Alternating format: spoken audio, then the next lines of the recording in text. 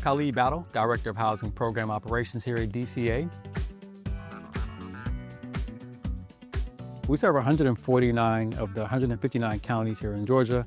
With the MOUs that we have for our project-based vouchers, that takes us to 156 of those 159 counties. Our programs include, again, project-based vouchers. We serve our veterans. We serve constituents that are receiving behavioral health services, as well as our seniors, and of course, low-income families. Hi, my name is Ryan Smith. I'm the Director of Program Governance and Client Relations. During the RFP process, it was a very competitive scoring process that we had to use to fulfill state requirements. So looking for a solution that met all of our needs. It wasn't just about a software system that can protect our data, but also be accessible for our community.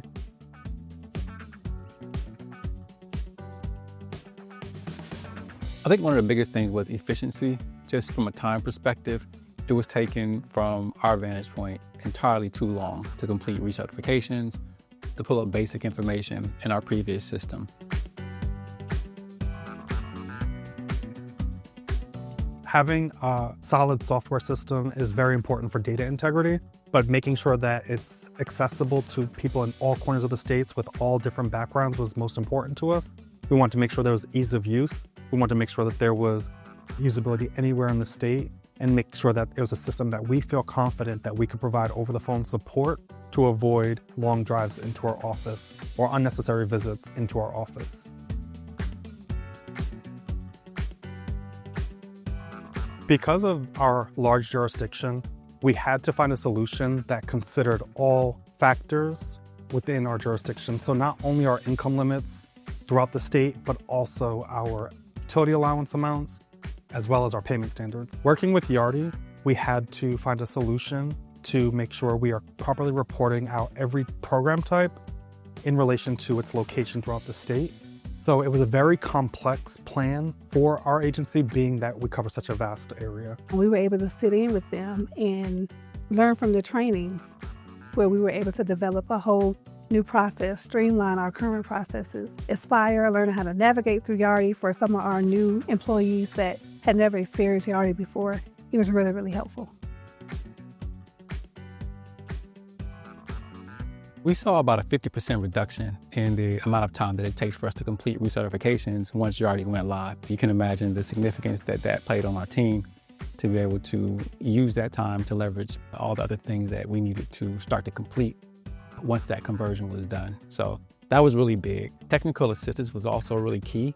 We found the time that it used to take to get answers to questions, reliable answers that we could implement right at that time was not as efficient as Yardi's system was. The portals have reduced the amount of mail that we have to send out, and it's also reduced the foot traffic coming into our office. The turnaround time to get the information back is also quicker, so we can process our research sooner. Since going live with the portal, we've already seen a 20% cost reduction in postage. In this current environment, whether it's access to funding or a lack of funding or the many changes that we see on a day-to-day basis, our ability to have that information and collaborate with finance, with executive leadership, has proven really valuable during this time.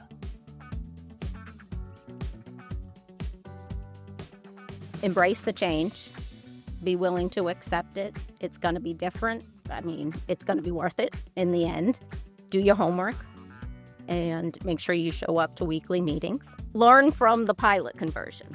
It gives you a lot of information. And when they give you back the reports and the line by line, look at it. See what happens, because anything you can clean up for your final conversion is going to be worth it. My advice would be to have all of your key players in place prior to the conversion started. One of the hardest parts is getting people caught up to where you are in the conversion. So if you have a project manager in place, a data specialist in place, and all of your, whether it's the managers or your supervisors in place ready to set the system parameters, you're more likely to be successful at the end of the conversion. make sure that the team that you do have is ready for it. They have the time. They're able to give 75% of their day just in the conversion, because that's what's very, very important. And make sure that you're paying attention, you're attending to all the meetings, because you're going to learn a lot. And later on, and maybe 4 or 5 months after that, you're going to utilize all that training and information that is given to you. Looking back, what I'm most proud of is my team's ability to adapt and take on a challenge that we've never faced before. Everyone became so hands-on and was able to commit their time and their effort and all of their experience to making sure that this conversion was successful. And being able to complete a 1-year project in 9 months with no prior experience with software implementation would be one of my most proudest moments.